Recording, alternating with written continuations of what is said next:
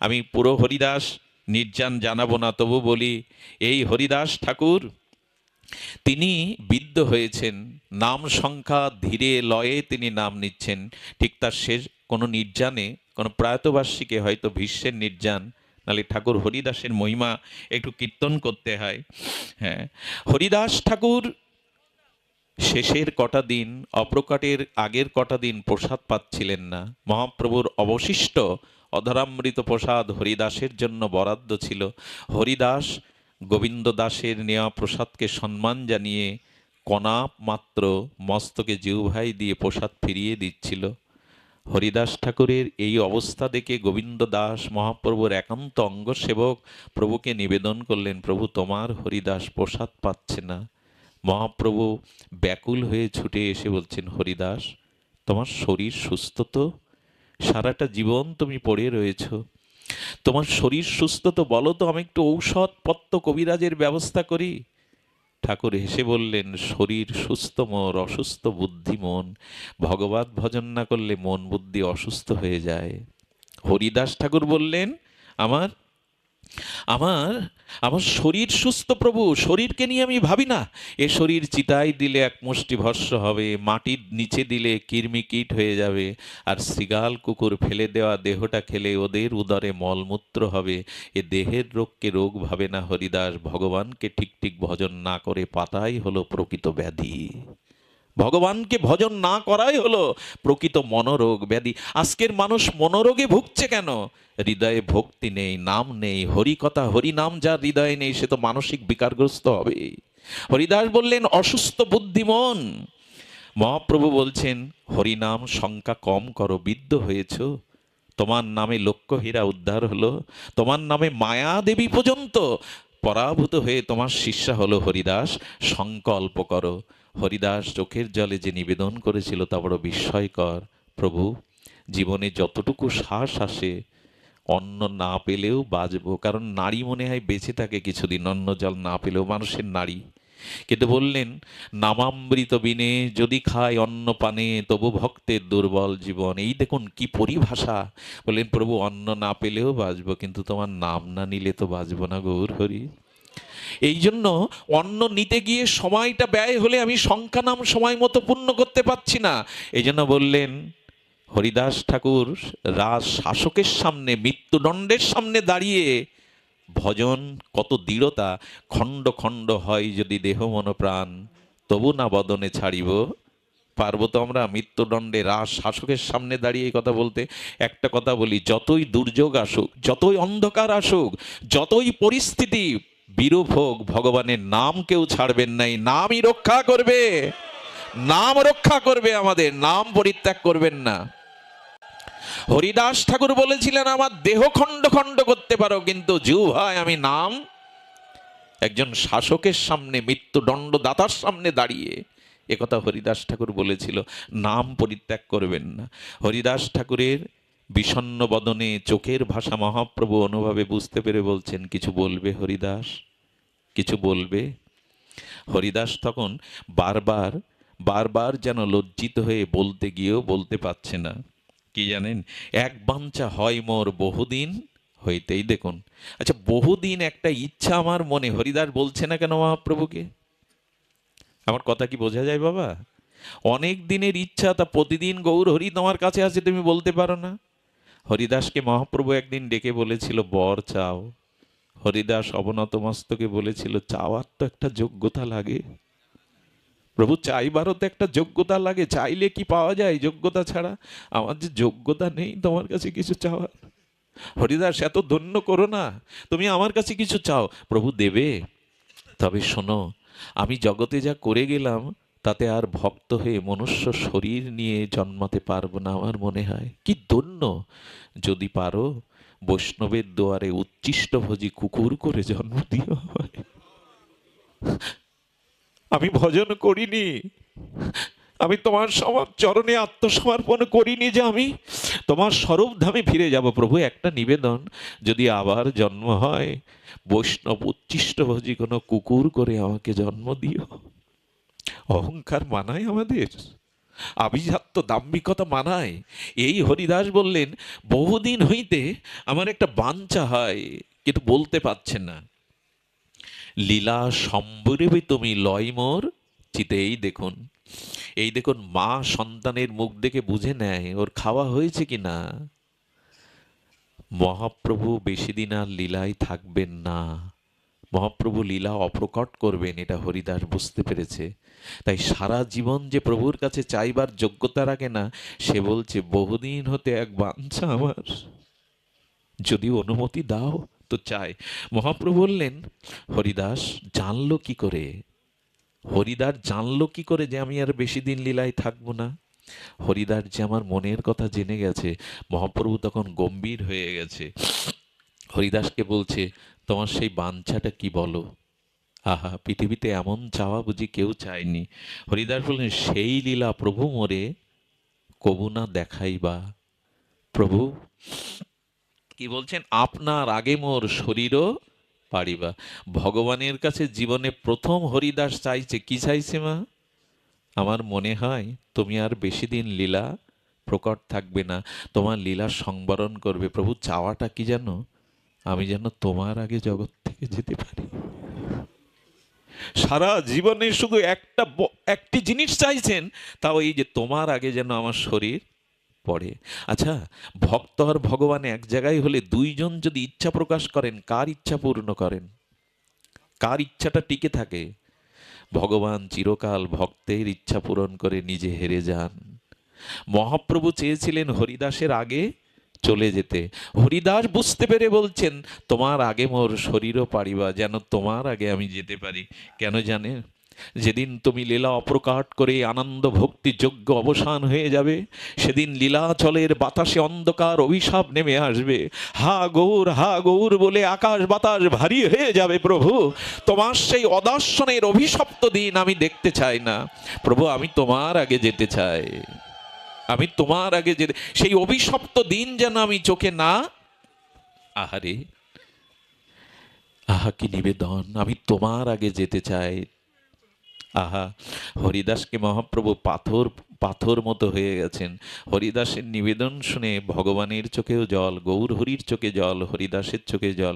হরিদাস আর কিছু বলবে? কি বলল জানেন? এটা একবার করে ভগবানকে জানাবেন তো প্রতিদিন তার সামনে। কি বলছেন জানেন? প্রভু, আমি যাব। কেমন করে যাব জানো? হৃদয়ে ধরিব তোমার ও কমল চরণ। আমি তোমার আগে যাব, কেমন করে জানো? এই ইচ্ছা তোমার চরণে নিবেদন করছি। আমি আরজি জানিয়ে রাখছি, হৃদয়ে ধরিব তোমার কমল চরণ, নয়নে হেরিব তোমার ও চান্দ্রবদন, জিহ্বায় উচ্চারিব শ্রীকৃষ্ণ চৈতন্য নাম, এই মতো ইচ্ছা মোর ছাড়িব পরাণ। প্রভু, আমি যেতে চাই, কি করে জানো? আমার আমার শেষ সময়ে তোমার কমল চরণটা যেন আমি বুকে ধরতে পারি, আমার নয়ন রূপ ভ্রমর যেন তোমার বদন রূপ কমলের মধুপান করতে পারে, আর আমার জিহ্বাই যেন শ্রীকৃষ্ণ চৈতন্য এই উচ্চারণ হতে হতে আমি দেহ ছাড়বো, এই আমার ইচ্ছা। ভগবানের সামনে এই প্রার্থনা করবেন, প্রভু, মৃত্যুর সময় পুত্র কন্যা আত্মীয় স্বজনকে দেখি আর না দেখি, তোমার চরণখানা যেন মনে পড়ে, আর কাউকে দেখতে যেন স্বাদ না হয়। সারা জীবন তো এদের দিকে তাকিয়েছি, তোমার দিকে তাকানো হয়নি। শেষের দিনে যেন অন্তত তোমার চরণটাকে স্মরণ করে যেতে পারি। এই প্রার্থনাটা জানি। মহাপ্রভু নীরব হয়ে গেলেন, কিছুক্ষণ চুপ হয়ে গেলেন। ডাক্তার বলে, চোখে জল এনো না, দৃষ্টি নষ্ট হয়ে যাচ্ছে। তাকে আর মানাই গো, জল দরকার। আমাদের হৃদয়টা না অনেক শুকিয়ে গেছে, অনেক শুকনো হৃদয়। সংসারের জন্য বিপদ, আবার টাকা পয়সার জন্য কত কাঁদি আমরা। ভগবানের জন্য কবে কাঁদবো বলতে পারেন? লজ্জা ঘৃণা ভুলে খুব হালকা হওয়া যায় জানেন। ভগবানের জন্য দুপুরটা চোখের জল ফেললে বুকটা অনেক হালকা হয়, অনেক পথটা মসৃণ হয়ে যায়, পথটা পরিষ্কার হয়ে যায়। মহাপ্রভু তখন বলছেন, প্রভু কয়ে, হরিদাস তুমি যা মাগিবে তুমি যা প্রার্থনা করবে কৃষ্ণ অবশ্যই তা পূরণ করবে। মহাপ্রভু চলে গেলেন। এর পরের ইতিহাস আপনাদের জানা, আমি সময় নেব না। প্রভু পরের দিন জগন্নাথ দর্শন করে এসেছিলেন। সেদিনে একা আসেননি আমার গৌর সুন্দর, সাথে প্রিয় ভক্ত পরিকরগণ এসেছিল। হরিদাস মৃদুমন্দ করে দেহটাকে এলিয়ে দিয়ে আর নিত্য নিরন্তর নাম নিয়ে চলেছে। মহাপ্রভু ভক্ত পরিকর নিয়ে সিদ্ধ বকুলে যখন এলেন, হরিদাস চোখ মেলে তাকিয়ে বলছেন, এসেছ প্রভু, এসেছ হৃদয়ের দেবতা। সেদিন কি করেছিলেন জানেন? বৈষ্ণবদের দেখে বলল, অহ ভাগ্য, হরিদাস উঠতে পারছে না, এই জন্য বৈষ্ণবদের চরণধুলিতে অঙ্গ ভূষিত করবে বলে গড়াগড়ি দিতে লাগলেন, আর হাত দিয়ে বৈষ্ণবের চরণধুলি মাখতে লাগলেন, ভক্তের চরণধুলি মাখতে লাগলেন গৌর হরি। আর কি করলেন? রামানন্দ সার্বভৌম সবার অগ্রেতে হরিদাসের গুণ প্রভু কীর্তন করছেন। তোমরা জানো হরিদাসকে? ওই চরণধুলি নিলেন। এমন ভাগ্য কার বলুন তো? বৈষ্ণবের চরণ রেণু ভূষণ করলেন, তনু ভূষণ করলেন, মস্তকে নিলেন, আর গৌরীর চরণে নিবেদন করলে, একবার দেখাও, একবার তোমার ভুবন ভোলানো সেই নর্তন নটরাজ শিবা সঙ্গনে তুমি যে কীর্তন শুভ আরম্ভ করেছিলে, সেই নর্তন কীর্তন একবার গৌর হরি দেখাও। হরিদাসকে মাঝগানে রেখে বেড়ি কীর্তন করে মহাপ্রভু হরিনাম করতে লাগলেন। সেই ভুবন ভোলানো রাধা ভাবকান্তির উপমাধুর্যে মহাপ্রভু আকাশ বাকাশ বিদীর্ণ করে হরিনামের ধ্বনি তুললেন। নটরাজ নিত্য সংকীর্তনে হরিদাস পরম আনন্দ পেতে লাগলো। হরিদাস বললেন, এই তো সময়, এই তো সময়। আর শ্রীকৃষ্ণ চৈতন্য শব্দ বলে বারবার, প্রভু মুখ মাধুরী পেয়ে নেত্রে জলে ধার।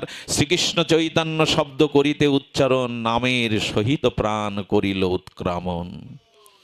মহাপ্রভুর এক অনুরাগী ভক্ত প্রভুকে নিয়ে বসালেন, প্রভুর চরণ হৃদয়ে ধরলেন, নয়নে দিলেন, আর শ্রীকৃষ্ণ চৈতন্য শব্দ করিতে উচ্চারণ, নামের সহিত প্রাণ করিল উৎক্রমণ। মহাযোগেশ্বরের যেমন স্বাচ্ছন্দ্য মৃত্যু ভীষ্মদেবের, আজ হরিদাসও সেই স্বেচ্ছায় চলে গেলেন। এরপর প্রভু অঙ্গনে নাচলেন। স্বরূপ দামোদর বললেন, প্রভু হরিদাসকে দাও, তার অন্ত্যেষ্টিক্রিয়া করতে হবে। আর সবাই তুলে নিল হরিদাসকে। যখন হরিদাসকে তুলবে, সিদ্ধ বকুল দুপোটা চোখের জল আর বকুল ফুল হরিদাসের শ্রীঅঙ্গে দিয়ে বললে, ঠাকুর আর তো কেউ আমাকে নাম শোনাবে না, আর তো তোমার মতো 3 লক্ষ নাম কেউ শোনাবে না। এই যাওয়ার বেলায় আমার শ্রদ্ধা নাও। আজ গাছ কাচ্ছে, সিদ্ধ বকুল চোখের জল আর বকুল ফুল দিয়ে দিল। সমুদ্র তীরে হরিদাসের দিব্য দেহখানা রাখলে সমুদ্র যেন হু হু করে শাসা করে আজ ক্রন্দনে বলছে, ও ঠাকুর তুমি চলে গেলে আমার তীরে কে আর এমন করে নাম শোনাবে।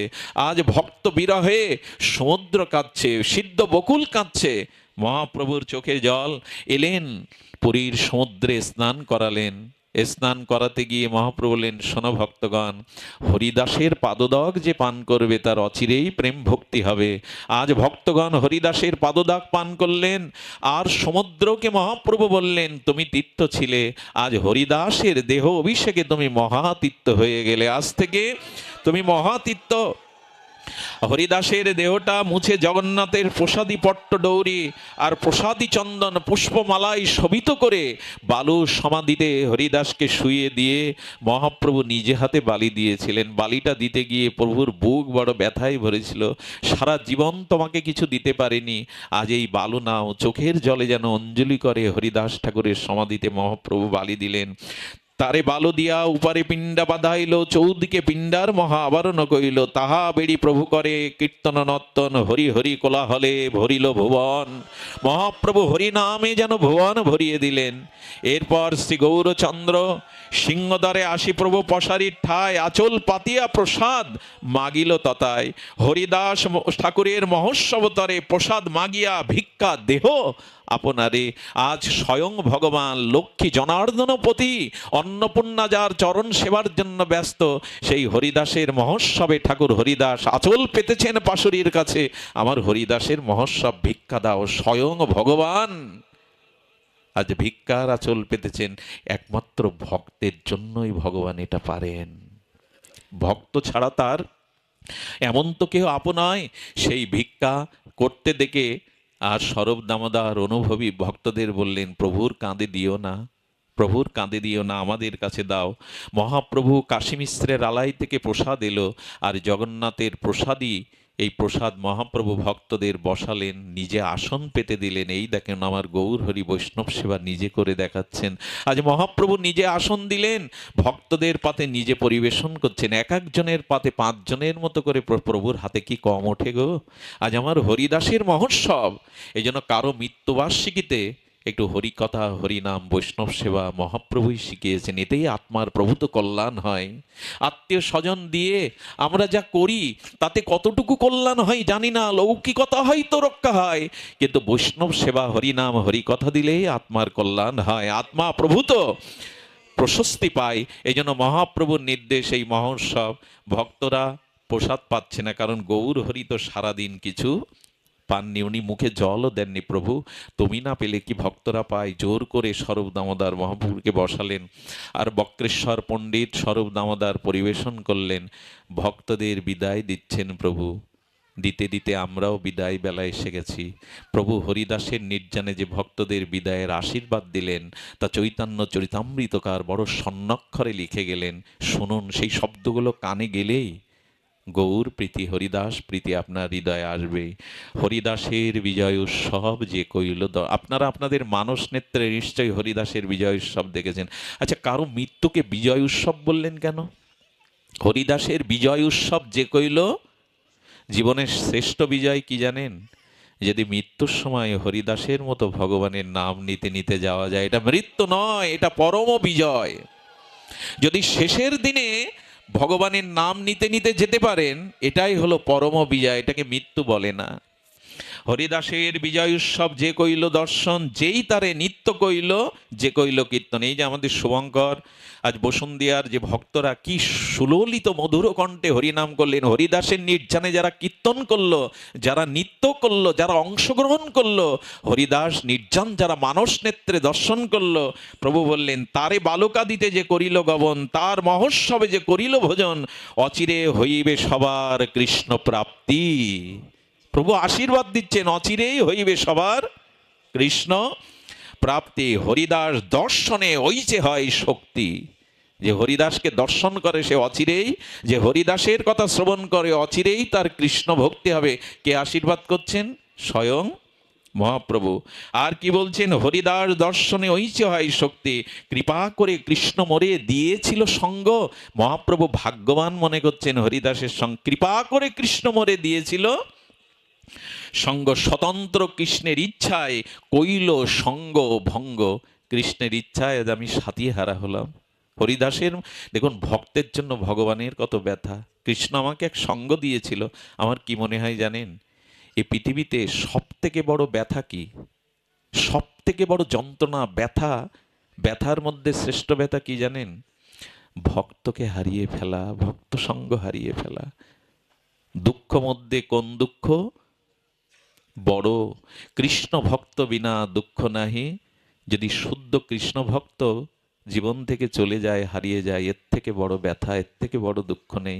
এজন্য বৈষ্ণব বন্দনায় গাওয়া হয়, সঙ্গ বড় ভালোবাসি, জন্মে জন্মান্তরে যেন এমন সঙ্গ পায়। প্রভু যেন সঙ্গ ছাড়া করো না, যেন সঙ্গ ছাড়া করো না। যত অপরাধ করি দণ্ড দিও, কিন্তু সাধু সঙ্গে রেখো, সঙ্গ থেকে যেন বঞ্চিত করো না। জন্মে জন্মে যেন এই সঙ্গ পায়। মহাপ্রভু কাঁদছেন আর বললেন, স্বতন্ত্র কৃষ্ণের ইচ্ছায় হইল সঙ্গ ভঙ্গ। হরিদাস চলে গেল। জানেন, হরিদাস যাওয়ার পরে মহাপ্রভু আর বেশি দিন ছিলেন না। হরিদাস যাও, আমিও তোমার পিছনে। ভক্ত বিরহে ভগবানও চলে গিয়েছিলেন। আর হরিদাসের ইচ্ছা যাবে হইল চলিতে, আমার শকতি তারে নারিল রাখিতে। ভগবান এখানে হেরে গেছেন ভক্তের কাছে। আমার শক্তি নাই হরিদাসকে রাখবার, কারণ ভক্তের ইচ্ছাই তো জয়ী হয়। হরিদাস আছিল পৃথিবী শিরোমণি। এই দেখুন মহাপ্রভু হরিদাসের গুণ। হরিদাস আছিল পৃথিবী শিরোমণি, তাহা বিনা রত্ন শূন্য হইল মেদিনী। জয় জয় হরিদাস বলি করি জয়ধ্বনি, এত বলি মহাপ্রভু নাচে নাচনি। সব শেষে সন্ধ্যা নেমে এলো। জগন্নাথের মন্দিরে দেউলে প্রদীপ জ্বলে উঠল। গোবিন্দ দাস সেই কলার সরলার কাঁথাটা পেতে দিল। মহাপ্রভু কাঁথার উপরে মাথা রেখে দুই চোখ দিয়ে জল পড়ছে, আর শেষ ভাষা বললেন, হরিদাস চলে গেল, প্রাণে বাঁচা ভার, 3 লক্ষ হরিনাম কে শোনাবে আর। হরিদাস চলে গেল, প্রাণে বাঁচা ভার। এই হলো ভক্তাধীন ভগবানের ভক্তের প্রতি প্রীতি। আসুন আমরাও হরিনাম আশ্রয় করি, চৈতন্যচন্দ্রের চরণ আশ্রয় করে আমরা নিত্য নিরন্তর ভগবানের নামকে আশ্রয় করি। বিদেহী আত্মার কল্যাণ কামনা করে, আপনাদের সুদীর্ঘ ভাগবত জীবন প্রার্থনা করে, এই জীবাধমের জন্য আপনাদের চরণধূলি ভিক্ষা প্রার্থনা করে আজকের মতো হরিকথা এখানেই বিশ্রাম। ধন্যবাদ জানাবার ভাষা নেই আমার শুভঙ্করকেও। ভালো একজন পাঠক, কীর্তনিয়া, ওদের কীর্তন মনকে হারিয়ে ফেলে। ওরা এই কষ্ট করেও এত দূরে যাবে, তবু এই সংকীর্তনে যোগদান করলেন। ডাক্তারবাবুর মতো শ্রোতাদের পেয়েছি, আপনাদের মতো অনুরাগীজন পেয়েছি। এখানে একটা শব্দ কেউ আনশব্দ বলেনি। এমন আসর পাওয়াটা, এমন ভক্ত সঙ্গ পাওয়াটাও বুঝি আমার কোনো জন্মের সৌভাগ্য ছিল। ধন্য আপনারা, ধন্য এই মাটি, ধন্য আজকের যাদের উদ্দেশ্যে এই হরিকথা। জয় শ্রী গুরু প্রেমানন্দে হরি।